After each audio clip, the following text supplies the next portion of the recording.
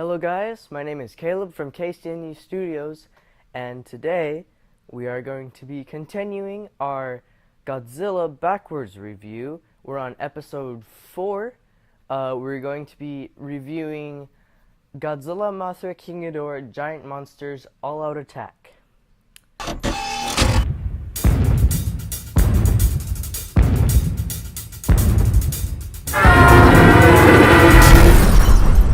So yes, I really like this movie, guys. I took some notes while I was watching it, so if you see me look down, I'm just looking at the notes on my phone. This time when I watched it, this has probably been like the 5th or probably more time that I've seen this movie. So, but this time I kind of viewed it a little differently. Because of these reviews, it's allowed me to, just like pay more attention to the movie because I wanna have more to talk about, but it's also helped me just understand the movie better and that kind of stuff. But this time I really felt the movie, it felt real kind of. Like the whole when Godzilla comes back and stuff, you can put yourself in the main character's shoes, and I don't know, it's just really cool. So how about we just start with the story? So I liked this story. It showed that the monsters aren't fighting for people, they're just fighting for their land. They literally said that in this movie, and that's proof that the monsters don't really care about us, they just care about their land. I think the old guy said that, or somebody did. But yeah, so to the suits. The suits were very nice. Godzilla looked really menacing and stuff. My parents have trouble with his eyes. They're like, it's too wide and stuff like that. I mean, I just think it makes him look more menacing, if you ask me. King Ghidorah, his suit was a little different from the other King Ghidorahs. The way I saw it was really he was downsized a bunch compared to the other ones. His neck was a lot smaller, and his wings were a lot smaller. And I kind of had a little trouble with that. I mean, when he comes out and it's all CGI and he comes as King Ghidorah, you can see his wings go just huge, but that's the only time you see them big. I mean, I think I like it traditionally where his neck is a lot longer, and it just makes him look bigger than Godzilla. I mean, yeah. And Mothra. Mothra had to appear in this movie, of course. Her suit was, or her puppet mannequin thing, whatever, was cool too. It's interesting how they added the purple to it. And one thing I noticed about this suit was it seemed a lot more fleshy and stuff. And Mothra wasn't as strong in this one. This one she is not a god. She's not as strong as she usually is. She doesn't have her babies to come back and carry on the fight for her.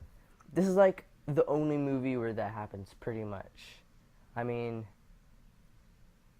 sea monster, but aside from that,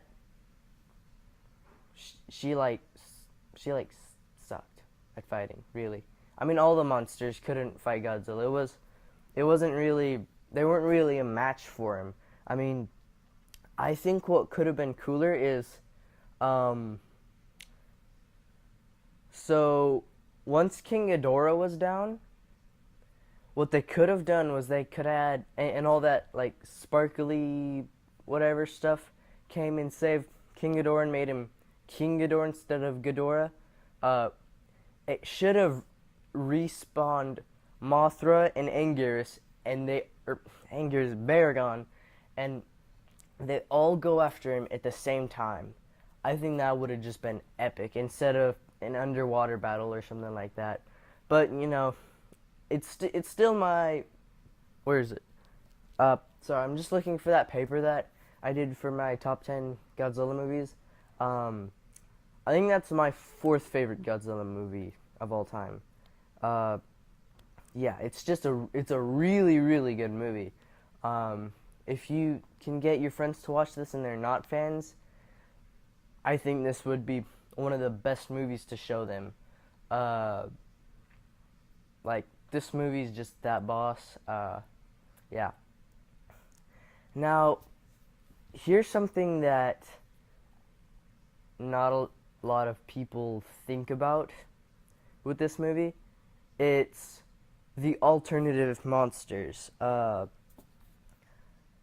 So the movie was supposed to cast Anguirus, Varan, and Baragon, not King Ghidorah and Mothra. Now I see why Mothra's in this one, and King Ghidorah fit well. I mean, they changed his story in the High Sci series, so in this one it's kind of fine. But I think I really would have liked this movie a lot better if Anguirus and Varan were in it instead. Just because I wanted to see what they would have looked like, and I think the fights would have been better. I think what could have happened was they would do what I was thinking they should have done was they all had this one epic battle where Varan, Baragon, and Anguirus are all going after him, and I think I would have liked it better if it was like that. Yeah. Now, at the end of this video, I think what I'm going to do is I'm going to do speculation for a sequel. And just how a sequel could be done. Because, yes, Godzilla dies at the end, but I think a sequel could definitely be done. Because of this. Here's what I'm about to tell you next. Most people, got this. When they saw the movie. I never really heard of this before. The whole, let me just tell you. So, Godzilla has the souls of 10,000 or thousands of people that suffered from 1954, and the reason that Godzilla came back to destroy Tokyo was because the souls of the people were mad and wanted to destroy Japan too. And I never really got that the other times I was watching this movie. I mean, I just kind of focused on the fights, and I didn't really focus on that part of the story. I mean, it's really interesting actually. And I think the souls also make him, invincible. That's why he could be a match for Godzilla Final Wars. Final Goji or whatever. So the suit for this movie is Sokengeki Goji or something like that. Soshingeki. So, but it's definitely, it's a great suit. I like it better than Final Goji. I think Final Goji is my least favorite suit. Just because of the skin texture, and I thought he was a little too, fast and agile to be Godzilla, in my opinion. But this movie was just epic. And here's another thing. So, here's what I put in my notes. So the old wise guy or whatever took the rocks.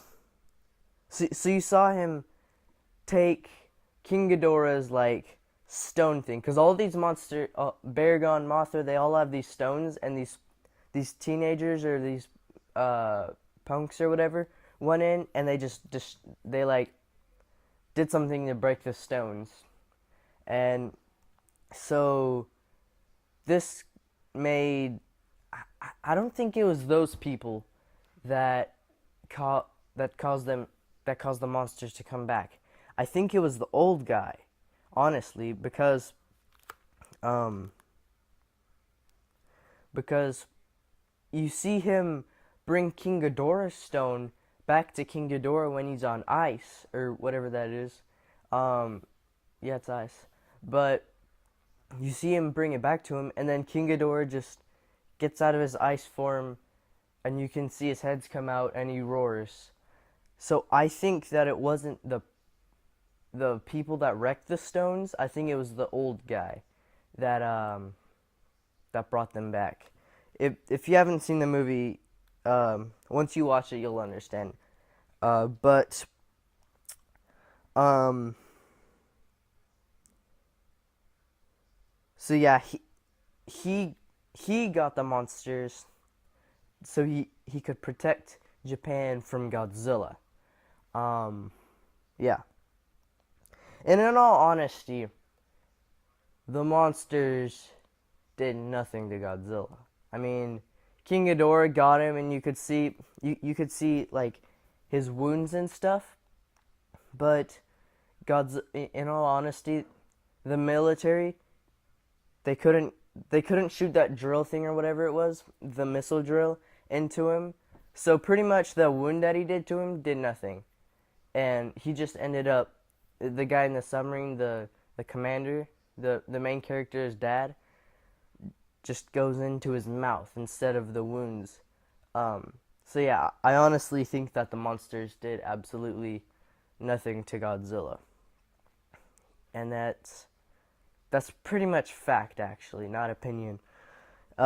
Next, so they wanted to protect the land, not the people. The souls that Godzilla took from the people. Oh, we already got that.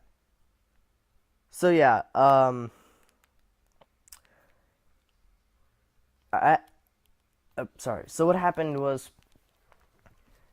the guy in the submarine, when Godzilla was fighting King Ghidorah under the water, he went into his mouth. He shot his last drill missile into Godzilla, and so then when Godzilla came out of the water after he beat King Ghidorah, he uh, he he saw the two main characters, and he was gonna use his atomic breath on them. But then when that happened, he because of the drill, he had a hole in his chest, and so the atomic breath just came out of his like chest instead of his mouth. And but what frustrates or not what frustrates me, what finds it interesting to me is that the guy was in his body when he was using his atomic breath. So don't you think he would have like exploded or something in his submarine? I don't know. But so when Godzilla goes back underwater, he tries to use his atomic breath again, but then he pretty much it comes out of his shoulder again, and then he just kind of like dies and explodes. And then at the end, you can see Godzilla's heart pounding underwater at the very end of the movie. Um, but here's how I think this movie could have been. This movie could get a sequel. So what could happen is, um, so the souls of all the people that he killed could get him to form a new heart or something like that, and then he can go and fight Japan or get revenge on Japan and stuff. And Garrison Baron could still be in the movie, and they could add like Gigan or well, Gigan's a space monster. I don't know, but that's how I think there could be a sequel. So yeah, thanks for watching, guys. I really like this movie. Make sure to follow me on Pinterest, Etsy, and join the Facebook page. So far we have 10 subscribers, so I'm actually really excited about that. Thank you guys for all your support, and I'll see you next video.